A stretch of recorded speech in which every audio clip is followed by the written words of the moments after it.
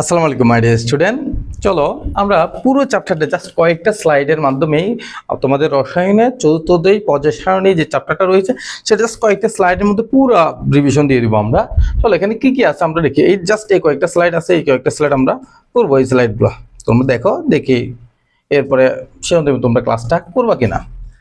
দেখো, প্রথমে আমরা পর্যায় সারণীর যে ক্রমবিকাশ যে বিবর্তন হয়েছে, আজকে যে পর্যায় সারণী আমরা যেটা ব্যবহার করি সেটা আজকে পর্যন্ত কিভাবে আসলো সেটার একটা জাস্ট সারসংক্ষেপ আমরা দেখব।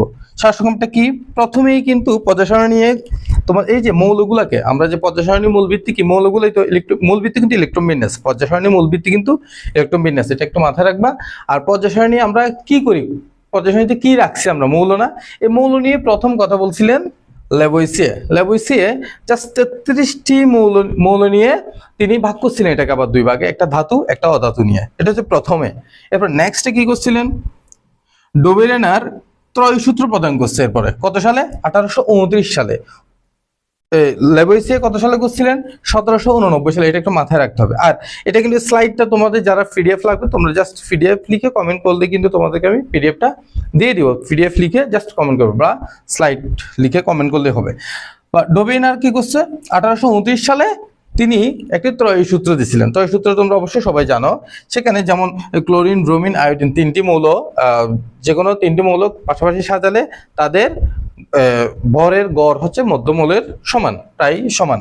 এরপর 1864 সালে নিউল্যান্ডস কি করছে? নিউল্যান্ডস অষ্টক সূত্র প্রদান করেন। অষ্টক সূত্রটা কি ছিল? যে কোন মৌলের কি হবে, প্রথম মৌলটি এবং অষ্টক মৌলটির ধর্মগুলো কি হবে, প্রায় সেম হবে।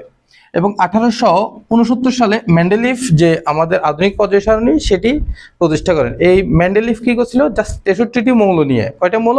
63টি মৌল নিয়ে পর্যায় সারণীর ভিত্তি প্রতিষ্ঠা করেন। এবং তিনি কয়েকটি মৌল সম্পর্কে ভবিষ্যৎবাণীও করে যান। কয়েকটি মৌল সম্পর্কে কি করছে? ভবিষ্যৎবাণী। এবং পরবর্তীতে এই মৌলগুলো যে ধর্ম এবং প্রদর্শন করবে সেটা বলছিল, সেটাই কিন্তু প্রদর্শন করে। যেমন কয়েকটি মৌল বলে গেছিল। এরপরে কিন্তু যে আধুনিক পর্যায় সারণী আজকে আমরা ব্যবহার করি সেটা কিন্তু প্রতিষ্ঠা করছে মোসলে। কে প্রতিষ্ঠা করছিল? মোসলে, যেটার মূল ভিত্তি হচ্ছে ইলেকট্রন বিন্যাস। তিনি কত সালে প্রতিষ্ঠা করেন? 1913 সালে। এটা একটু মাথায় রাখবা, এমসিকিউতে আসে। নেক্সট স্লাইডে আমরা দেখবো যে কতগুলো সূত্র দিচ্ছে বিভিন্ন বিজ্ঞানীরা পর্যায় সারণী নিয়ে। এই পর্যায় সারণীর সূত্রগুলো সম্পর্কে একটু আমরা জানবো। যেমন ডোবেরানের সূত্র, নিউল্যান্ড, মেন্ডেলিফ, মোসলে সবগুলো সূত্র কিন্তু এখানে আছে। তার মধ্যে 1829 সালে যে ত্রয় সূত্র ছিল কে? ডোবেরানার। তার পারমাণবিক ভর অনুযায়ী কি ভিত্তিটা কি ছিল? কি? পারমাণবিক ভর। সব মৌলের ক্ষেত্রে প্রযোজ্য নয় এটা। এই দেখো এখানে কিন্তু সব মৌলের ক্ষেত্রে এটা প্রযোজ্য হয় না। তারপরে নিউল্যান্ডস কি করছে? 1864 সালে অষ্টক সূত্র প্রদান করেন। সেটাও পারমাণবিক ভরকে কেন্দ্র করে। সেটা বরের মৌলের কার্যকরী নয়, বরের মৌলে সেটা কার্যকরী, সেটাও কিন্তু সাফল্য অর্জন করে নাই। তারপর মেন্ডেলিফ 1869 সালে কিন্তু পর্যায় সূত্র পারমাণবিক ভর অনুযায়ী কিন্তু আবার সাজেছে, যেটার আইসোটোপও কিছু মৌলের যেমন আর্গন এবং পটাশিয়াম অবস্থানগত ত্রুটি আছে। যেমন আর্গন এবং পটাশিয়ামের পারমাণবিক ভর কিন্তু সেম, তাদেরকে কোথায় রাখা হবে সেই ত্রুটির কারণে সেটাও হচ্ছে না। বাট লাস্টে গিয়ে একদম ফাইনালি 1913 সালে মোসলে কি করেন? আধুনিক সূত্র প্রদান করেন, যেটা ভিত্তি হচ্ছে কি? আধুনিক সূত্র প্রদান করেন পারমাণবিক সংখ্যা অনুযায়ী। এটা কি সংখ্যা অনুযায়ী? পারমাণবিক সংখ্যা। এর আগে যারা করছে প্রত্যেকটা বিজ্ঞানী কি নিয়ে গেছিল? পারমাণবিক ভর অনুযায়ী। মোসলে কি করছে? পারমাণবিক সংখ্যা অনুযায়ী কি করছে? পর্যায় সারণীটাকে সাজাইছে। এবং এটার মূল ভিত্তি হচ্ছে ইলেকট্রন বিন্যাস। এটা একটু মাথায় রাখবে তোমরা, মূল ভিত্তি কি? ইলেকট্রন বিন্যাস। মেন্ডেলিফের ত্রুটি এবং মোসলের সমাধান। মেন্ডেলিফ যে ত্রুটিটা করছিল সেটা মোসলে কি করছে? সমাধান করে এটা ফাইনাল আধুনিক পর্যায় সারণী প্রতিষ্ঠা করছে। দেখো আর্গন, আমরা জানি আর্গনের পারমাণবিক ভর 40 এবং পটাশিয়ামের পারমাণবিক ভরও 40। তাহলে আর্গনের আর পটাশিয়ামের ভর সেম হওয়ার কারণে তাদেরকে আমরা কিভাবে সিরিয়াল মেনটেন করব? সেই জন্য এই মোসলে কিভাবে সমাধান করলো সেটা পারমাণবিক সংখ্যা দিয়ে সমাধান করছে, পারমাণবিক সংখ্যা দিয়ে। যেমন আর্গনের পারমাণবিক সংখ্যা হচ্ছে 18 আর পটাশিয়ামের পারমাণবিক সংখ্যা হচ্ছে 19। সংখ্যা অনুযায়ী তারা কি করলো? সেটাকে সাজালো, তিনি সাজালো। এই যে বড় অনুযায়ী কিন্তু সাজানো যাচ্ছে না, তাহলে কি করতে হবে? পারমাণবিক সংখ্যা অনুযায়ী সাজাইতে হবে। নেক্সট এর পর্যায় সারণী জাস্ট এটা একটু দেখবো তোমরা। স্লাইডটা দেখে রাখবা। এরপরে নেক্সট, সারণীর সৌন্দর্য রক্ষার্থে ল্যান্থার্ন অ্যাক্টিনাইড যে সারিটা আছে সেই দুইটা সারিকে কিন্তু বাইরে রাখছিল। কি রাখছিল? বাইরে রাখা হয়েছে আধুনিক যে পর্যায় সারণী সেটা একটু তোমরা দেখবা। এরপর ইলেকট্রন বিন্যাস পর্যায় সারণীর মূল ভিত্তি, এটা অবশ্যই মাথায় রাখবা। মূল ভিত্তি এটা আমি বারবার বলতেছি, এটা এমসিকিউতে বারবার আসে। এরপর এই যে কোনটা কোন ব্লক মৌল, এস ব্লক মৌল কোনগুলা দেখো, গ্রুপ এ এবং গ্রুপ 2, গ্রুপ 1 আর গ্রুপ 2 হচ্ছে এস ব্লক মৌল, সেখানের মধ্যে হিলিয়ামও আছে, ঠিক আছে। তারপরে ডি ব্লক মৌল মাঝখানের সবগুলা, পি ব্লক মৌল কোনগুলা একটু তোমরা দেখলে বুঝতেছো, এফ ব্লক মৌল কোনগুলা, এই যে ব্লক অনুযায়ী কিন্তু মৌলের এমসিকিউ আসে তোমাদের। এরপরে পর্যায় নম্বর নির্ণয়, শেল বা কক্ষপথ, শেল বা কক্ষপথ, এই যে এইটাকে এই একটা একটা এগুলোকে কি বলা হয়? কক্ষপথ বা সেল বলা হয়। লিথিয়াম, যেমন লিথিয়াম 1s2 2s2, তাহলে এটার লিথিয়ামের পর্যায় কত? এটা কয়টা ঘর আছে? কয়টা কক্ষপথ লাগছে? 2টা কক্ষপথ লাগছে না? এই 2টা কক্ষপথ, বাইরের স্টেশন 2, পর্যায় কত? 2। এটা হচ্ছে আমাদের পর্যায় নাম্বার, এটাই খুব ইজি। যেমন আবার পটাশিয়ামের জন্য আমাদের বের করছে এখানে, পটাশিয়ামের জন্য পর্যায় কত? 4 বের করছে। সর্বশেষ কক্ষপথে কত? এন এর মান কত? 4। এটা তোমরা এগুলো পড়ছো, জাস্ট এটা একটা জাস্ট রিভিশন দেওয়া। গ্রুপ নম্বর নির্ণয়, গ্রুপ নম্বর নির্ণয় কিভাবে করব সেটার জন্য তোমাদের জাস্ট এটা দেখবা, বাইরের প্রধান শক্তি স্তর দেখবা, তারপরে কি করবা, এখানে যদি শুধু এস অরবিটাল থাকে, যদি কি থাকে? শুধু এস অরবিটাল থাকে, তাহলে এস এর ইলেকট্রন সংখ্যা হচ্ছে কি আমাদের গ্রুপ নাম্বার, এস এর কি ইলেকট্রন সংখ্যা। যদি এস এবং পি অরবিটাল থাকে সেটার সাথে কি যোগ করতে হবে? 10 যোগ করতে হবে, সেটা আমরা জানি। এস এর ইলেকট্রন সংখ্যা এবং পি ইলেকট্রন সংখ্যা যোগ করে আরো 10 যোগ করতে, যেমন একটা যে বেরিলিয়ামের জন্য 2s2 2p1, তাহলে সেখানে কি এস আছে পি আছে, 2 আর 1 কত? 3 3 10 13, বুঝতে পারছি। তারপরে যদি কি থাকে এস এবং এর আগে যদি ডি অরবিটাল থাকে, এস এর আগে যদি কি থাকে? ডি অরবিটাল, তাহলে ইলেকট্রন বিন্যাস করে আমরা কি পাবো? গ্রুপ নাম্বারটা পাবো। কি করব? জাস্ট ডি এর ইলেকট্রন সংখ্যা এবং ডি অরবিটাল ইলেকট্রন সংখ্যা এবং এস অরবিটাল ইলেকট্রন সংখ্যা যোগ করে দিব। এটা একদম সহজ, তোমরা মাথায় রাখবা। এখান থেকে একটা প্রশ্ন আসতে পারে। পর্যাবৃত্ত ধর্ম সবচেয়ে মোস্ট ইম্পর্টেন্ট, এটা হচ্ছে পর্যাবৃত্ত ধর্ম। এটা 100% পরীক্ষায় এখান থেকে 100% পরীক্ষায় আসবেই।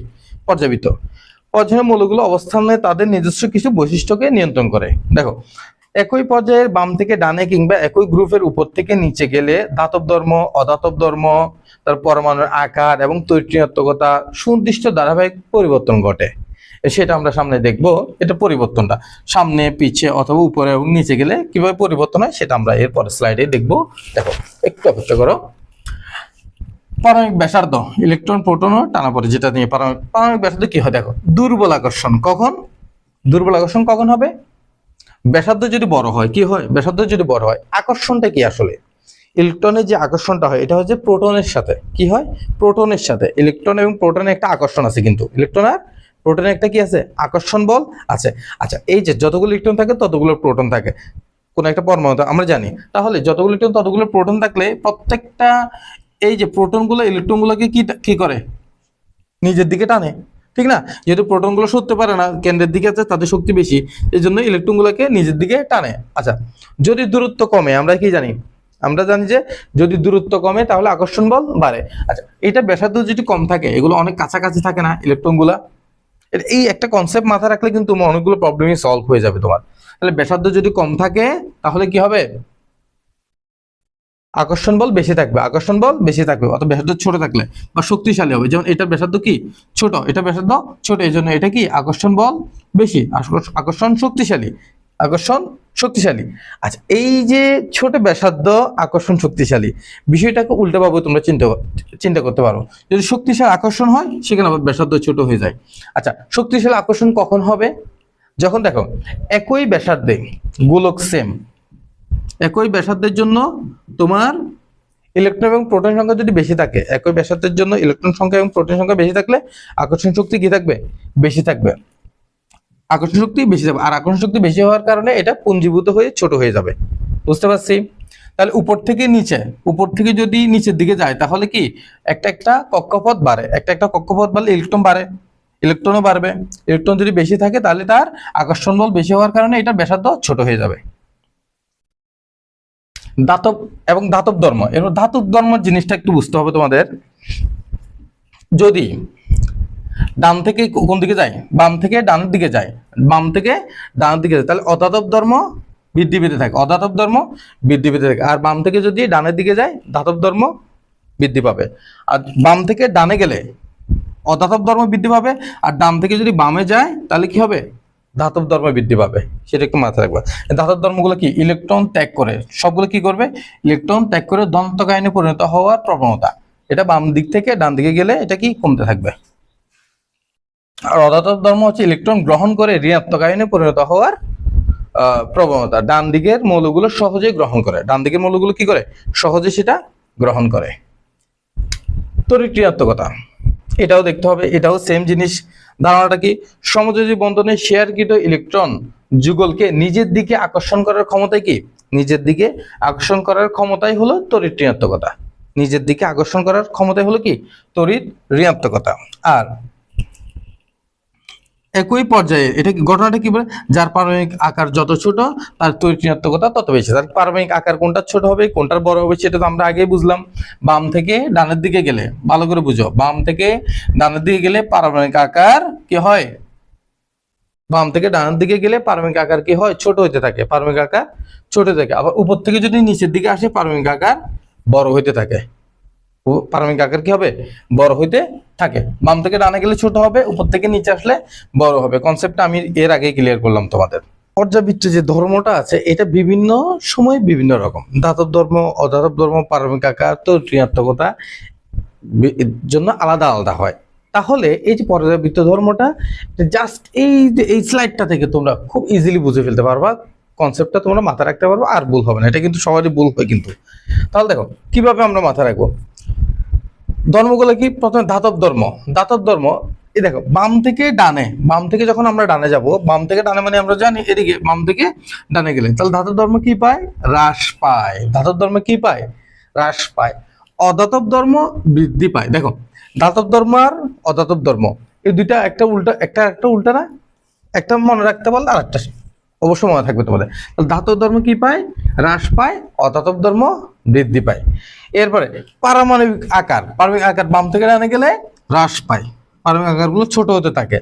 আর কি হয়, পারমাণবিক আকার বাম থেকে ডানে গেলে কি হয়, ছোট হতে থাকে।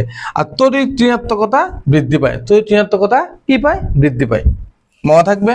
এরপর উপর থেকে নিচে আসলে, উপর থেকে যখন নিচে আসবো কি হবে, ধাতব ধর্ম বৃদ্ধি পায়। ধাতব ধর্মটা কি হয়, উপর থেকে যখন নিচে আসি ধাতব ধর্ম বৃদ্ধি পায়, আর অধাতব ধর্ম হ্রাস পায়। উল্টা, ধাতব ধর্মের সাথে অধাতব ধর্ম সবসময় উল্টা। এরপরে গিয়ে পারমাণবিক আকার কি হয়, বৃদ্ধি পায়। পারমাণবিক আকার কেন বৃদ্ধি পায়, প্রত্যেকবারে উপর থেকে নিচে আসলে একটা একটা কক্ষপথ, নতুন কক্ষপথ যুক্ত হয়, সেজন্য কি হয়, বৃদ্ধি পায়, পারমাণবিক আকারগুলো বৃদ্ধি পায়। এবার তড়িৎ ঋণাত্মকতা হ্রাস পায়, উপর থেকে নিচে আসলে তড়িৎ ঋণাত্মকতা হ্রাস পায়। তড়িৎ ঋণাত্মকতা হচ্ছে যে তোমার পারমাণবিক আকারের উল্টা, পারমাণবিক আকার যদি বৃদ্ধি পায় তড়িৎ ঋণাত্মকতা হ্রাস পাবে, পারমাণবিক আকার যদি ছোট হয় তড়িৎ ঋণাত্মকতা বেশি হবে। উল্টা বিষয়টা বুঝছি। মূল কারণটা কি, এখানে কারণগুলো সবাই আমরা লিখে রাখলাম। দেখো কারণগুলো কি, ইলেকট্রন ত্যাগের প্রবণতা, ইলেকট্রন ত্যাগের প্রবণতা। ধাতব ধর্ম কি হয়, হ্রাস পায়, বৃদ্ধি পায়। কি কারণে হয় এটা, ইলেকট্রন ত্যাগের প্রবণতা, ইলেকট্রন গ্রহণের প্রবণতা। কেন অধাতব ধর্ম বৃদ্ধি পায়, কেন ইলেকট্রন গ্রহণের প্রবণতা। নিউক্লিয়াসের আকার বনাম নতুন স্তর কি হয়, নিউক্লিয়াসের আকার কি হয়, বড় হয় এবং নতুন একটা স্তর যুক্ত হয়, নতুন একটা স্তর যুক্ত হয়। নতুন স্তর মানে একটা কক্ষপথ যুক্ত হয়। আকর্ষণ বলে তীব্রতা বাড়ে, আকর্ষণ বলে তীব্রতা বাড়ে। বুঝতে পারছি স্লাইডটা, এটা মাথায় রাখলে তোমাদের কি হবে, এই যে জিনিসগুলো থেকে তোমাদের কিন্তু পরীক্ষা অবশ্যই সৃজনশীল আসে, এটা তুমি ইজিলি ব্যাখ্যা করতে পারবা। এরপরে দেখো এই যে গ্রুপগুলা, কোনগুলো ক্ষার ধাতু কোনগুলো মৃত ক্ষার ধাতু, সেটা অবশ্যই একটা এমসিকিউ তোমাদের এসে থাকে। দেখো গ্রুপ একটা হচ্ছে কি ক্ষার ধাতু, গ্রুপ একটা কি ক্ষার ধাতু। কোন মূল, lithium, sodium, potassium, rubidium, caesium, francium, এই 4টি মূল হচ্ছে কি ক্ষার ধাতু, মাথায় রাখতে হবে। মৃত ক্ষার ধাতু group 2, group 2 beryllium, magnesium, calcium, তারপরে সিলিয়াম, বেরিলিয়াম, রেডিয়াম, এই 6টা মাথায় থাকবে গ্রুপ 2। এরপরে আসে আমরা মুদ্রা ধাতু, মুদ্রা ধাতু মোস্ট ইম্পর্টেন্ট। এই যে 4টা মুদ্রা ধাতুর মধ্যে 4টা, ওই ব্লকে 4টা মূল আছে, ওই 4টা থেকে 3টা মূলকে আমরা মুদ্রা ধাতু বলি। 3টা কি কি, একটা হচ্ছে কপার, একটা গোল্ড, আর একটা হচ্ছে কি সিলভার, একটা কপার, একটা গোল্ড, একটা সিলভার। কপার, সিলভার, গোল্ড, এই তিনটা হচ্ছে যে আমাদের মুদ্রা ধাতু হিসাবে ব্যবহার করা হয়। প্রাচীনকাল থেকে এগুলো ব্যাট্রমাইজেও মুদ্রা তৈরিতে ব্যবহৃত হতো, এটা আমরা জানি। ঠিক আছে, তো হ্যালোজেন গ্রুপ, গ্রুপ 17টাকে আমরা বলি হ্যালোজেন গ্রুপ। কি বলি? Halogen group. গ্রুপ 11 এবং 17 এই দুইটাইকে আমরা কি হ্যালোজেন গ্রুপ বলতে পারি। বৈশিষ্ট্য একই রকম বৈশিষ্ট্য তারা, কিন্তু গ্রুপ 17 হচ্ছে halogen group. Fluorine, chlorine, bromine, iodine, astatine, tennessine, এই 6টা হচ্ছে কি হ্যালোজেন গ্রুপের অন্তর্ভুক্ত। এইগুলো আবার নিজেদের মধ্যে কি করে? বন্ধন গঠন করে, নিজেদের মধ্যে বন্ধন গঠন করে। এটা একটু মাথায় রাখবা। এতটুকু, এই জাস্ট এই স্লাইডটা তোমরা যারা লাগবে তোমাদের অবশ্যই বলবা, তাকে আমি পিডিএফ অবশ্যই দিয়ে দেবো, কমেন্ট বক্সে জানাবা। Best of luck.